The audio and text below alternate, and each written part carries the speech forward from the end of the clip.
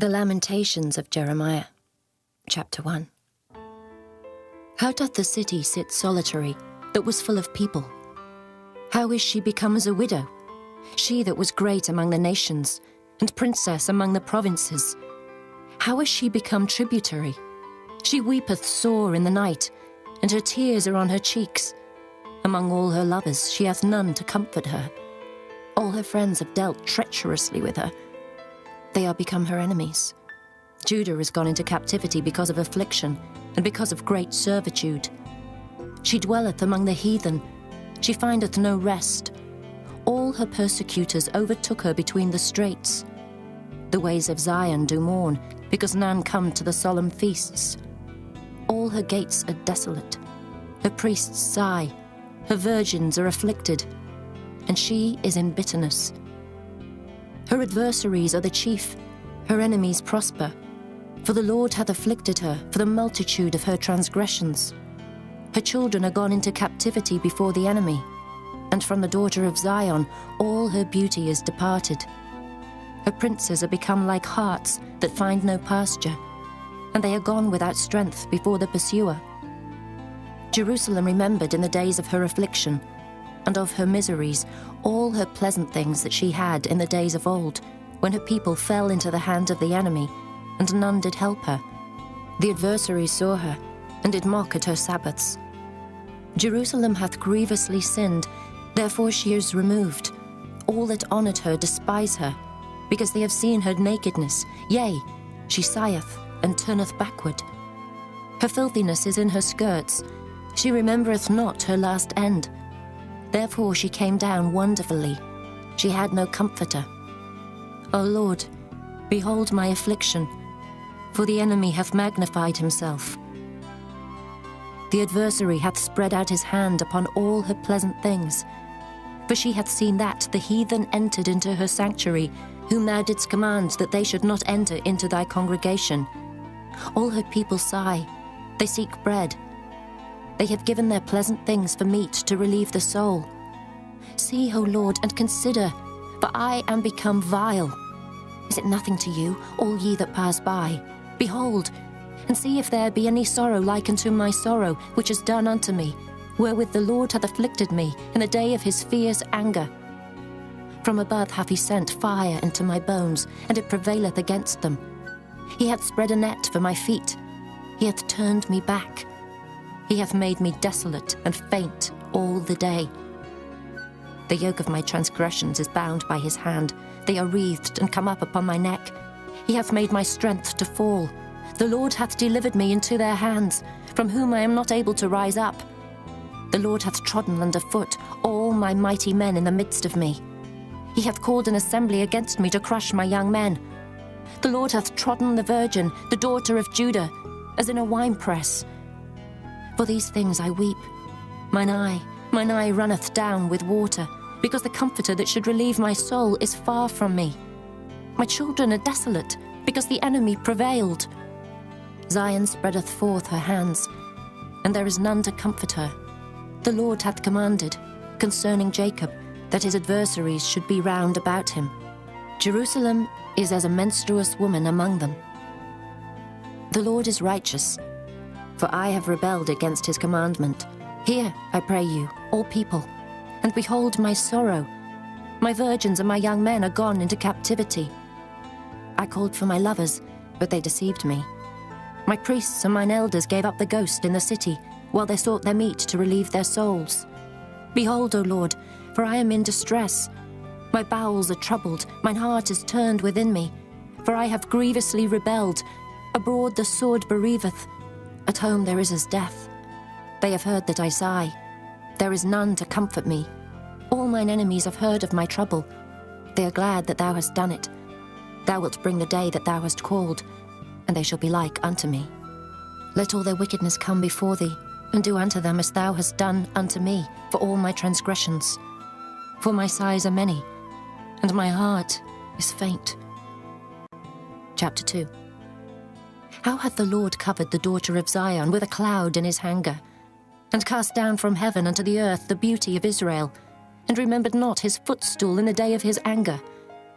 The Lord hath swallowed up all the habitations of Jacob, and hath not pitied. He hath thrown down in his wrath the strongholds of the daughter of Judah. He hath brought them down to the ground. He hath polluted the kingdom and the princes thereof. He hath cut off in his fierce anger all the horn of Israel. He hath drawn back his right hand from before the enemy, and he burned against Jacob like a flaming fire which devoureth round about. He hath bent his bow like an enemy. He stood with his right hand as an adversary, and slew all that were pleasant to the eye in the tabernacle of the daughter of Zion. He poured out his fury like fire. The Lord was as an enemy. He hath swallowed up Israel. He hath swallowed up all her palaces. He hath destroyed his strongholds, and hath increased in the daughter of Judah mourning and lamentation. And he hath violently taken away his tabernacle, as if it were of a garden. He hath destroyed his places of the assembly. The Lord hath caused the solemn feasts and Sabbaths to be forgotten in Zion, and hath despised in the indignation of his anger the king and the priest. The Lord hath cast off his altar. He hath abhorred his sanctuary. He hath given up into the hand of the enemy the walls of her palaces. They have made a noise in the house of the Lord, as in the day of a solemn feast. The Lord hath purposed to destroy the wall of the daughter of Zion. He hath stretched out a line. He hath not withdrawn his hand from destroying. Therefore he made the rampart and the wall to lament. They languished together. Her gates are sunk into the ground. He hath destroyed and broken her bars. Her king and her princes are among the Gentiles. The law is no more. Her prophets also find no vision from the Lord. The elders of the daughter of Zion sit upon the ground and keep silence. They have cast up dust upon their heads. They have girded themselves with sackcloth. The virgins of Jerusalem hang down their heads to the ground. Mine eyes do fail with tears. My bowels are troubled. My liver is poured upon the earth, for the destruction of the daughter of my people, because the children and the sucklings swoon in the streets of the city. They say to their mothers, "Where is corn and wine?" When they swooned as the wounded in the streets of the city, when their soul was poured out into their mother's bosom. What thing shall I take to witness for thee? What thing shall I liken to thee, O daughter of Jerusalem? What shall I equal to thee, that I may comfort thee, O virgin daughter of Zion? For thy breach is great like the sea. Who can heal thee? Thy prophets have seen vain and foolish things for thee, and they have not discovered thine iniquity to turn away thy captivity, but have seen for thee false burdens and causes of banishment. All that pass by clap their hands at thee. They hiss and wag their head at the daughter of Jerusalem, saying, "Is this the city that men call the perfection of beauty, the joy of the whole earth?" All thine enemies have opened their mouth against thee. They hiss and gnash the teeth. They say, "We have swallowed her up. Certainly this is the day that we looked for. We have found, we have seen it. The Lord hath done that which he had devised. He hath fulfilled his word that he had commanded in the days of old. He hath thrown down and hath not pitied, and he hath caused thine enemy to rejoice over thee. He hath set up the horn of thine adversaries. Their heart cried unto the Lord, O wall of the daughter of Zion, let tears run down like a river day and night. Give thyself no rest. Let not the apple of thine eye cease. Arise, cry out in the night. In the beginning of the watches, pour out thine heart like water before the face of the Lord. Lift up thy hands toward him for the life of thy young children, that faint for hunger on the top of every street. Behold, O Lord, and consider to whom thou hast done this. Shall the women eat their fruit, and children of a span long? Shall the priest and the prophet be slain in the sanctuary of the Lord? The young and the old lie on the ground in the streets. My virgins and my young men are fallen by the sword. Thou hast slain them in the day of thine anger. Thou hast killed and not pitied. Thou hast called as in a solemn day my terrors round about, so that in the day of the Lord's anger none escaped nor remained. Those that I have swaddled and brought up hath mine enemy consumed. Chapter 3. I am the man that hath seen affliction by the rod of his wrath. He hath led me and brought me into darkness, but not into light. Surely against me is he turned. He turneth his hand against me all the day. My flesh and my skin hath he made old. He hath broken my bones. He hath builded against me, and compassed me with gall and travail. He hath set me in dark places, as they that be dead of old. He hath hedged me about, that I cannot get out. He hath made my chain heavy. Also when I cry and shout, he shutteth out my prayer. He hath enclosed my ways with hewn stone. He hath made my paths crooked. He was unto me as a bear lying in wait, and as a lion in secret places. He hath turned aside my ways, and pulled me in pieces. He hath made me desolate. He hath bent his bow, and set me as a mark for the arrow. He hath caused the arrows of his quiver to enter into my reins. I was a derision to all my people, and their song all the day. He hath filled me with bitterness. He hath made me drunken with wormwood. He hath also broken my teeth with gravel stones. He hath covered me with ashes. And thou hast removed my soul far off from peace. I forgat prosperity. And I said, my strength and my hope is perished from the Lord. Remembering mine affliction and my misery, the wormwood and the gall. My soul hath them still in remembrance, and is humbled in me. This I recall to my mind, therefore have I hope. It is of the Lord's mercies that we are not consumed, because his compassions fail not. They are new every morning. Great is thy faithfulness. The Lord is my portion, saith my soul. Therefore will I hope in him. The Lord is good unto them that wait for him, to the soul that seeketh him. It is good that a man should both hope and quietly wait for the salvation of the Lord. It is good for a man that he bear the yoke in his youth. He sitteth alone and keepeth silence, because he hath borne it upon him. He putteth his mouth in the dust. If so be there may be hope. He giveth his cheek to him that smiteth him. He is filled full with reproach. For the Lord will not cast off forever. But though he cause grief, yet will he have compassion according to the multitude of his mercies. For he doth not afflict willingly, nor grieve the children of men, to crush under his feet all the prisoners of the earth, to turn aside the right of a man before the face of the Most High, to subvert a man in his cause, the Lord approveth not. Who is he that saith, and it cometh to pass, when the Lord commandeth it not? Out of the mouth of the Most High proceedeth not evil and good? Wherefore doth a living man complain, a man for the punishment of his sins? Let us search and try our ways, and turn again to the Lord. Let us lift up our heart with our hands unto God in the heavens. We have transgressed and have rebelled. Thou hast not pardoned. Thou hast covered with anger and persecuted us. Thou hast slain. Thou hast not pitied. Thou hast covered thyself with a cloud, that our prayer should not pass through. Thou hast made us as the offscouring and refuse in the midst of the people. All our enemies have opened their mouths against us. Fear and a snare is come upon us, desolation and destruction. Mine eye runneth down with rivers of water for the destruction of the daughter of my people. Mine eye trickleth down and ceaseth not without any intermission, till the Lord look down and behold from heaven.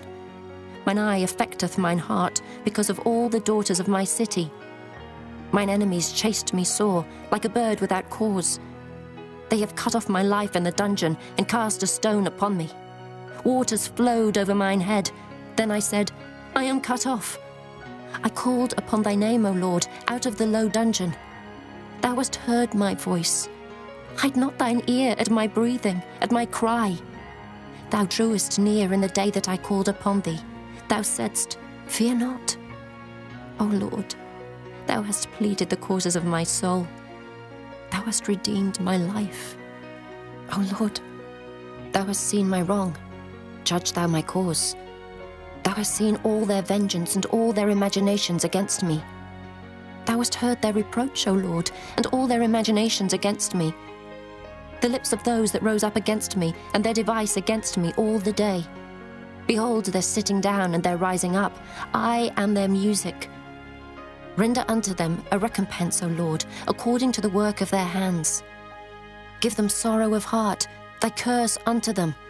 Persecute and destroy them in anger from under the heavens of the Lord. Chapter 4. How is the gold become dim? How is the most fine gold changed?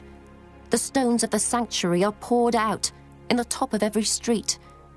The precious sons of Zion comparable to fine gold, how are they esteemed as earthen pitchers, the work of the hands of the potter?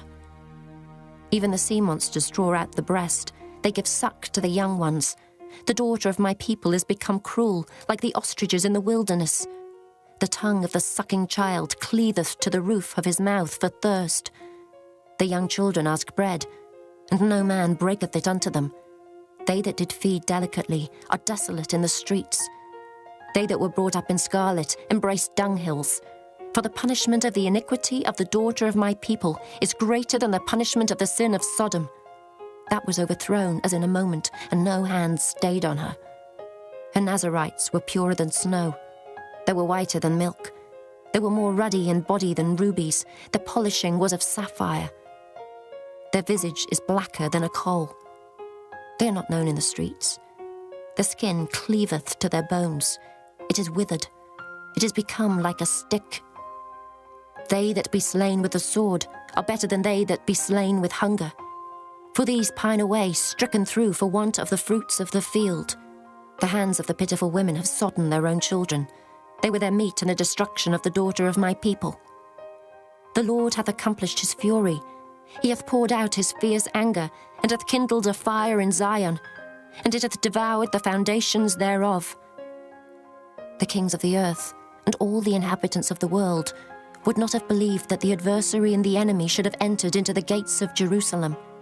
For the sins of her prophets, and the iniquities of her priests, that have shed the blood of the just in the midst of her, they have wandered as blind men in the streets. They have polluted themselves with blood, so that men could not touch their garments. They cried unto them, Depart ye, it is unclean. Depart, depart, touch not. When they fled away and wandered, they said among the heathen, They shall no more sojourn there. The anger of the Lord hath divided them. He will no more regard them. They respected not the persons of the priests. They favoured not the elders. As for us, our eyes as yet failed for our vain help. In our watching we have watched for a nation that could not save us.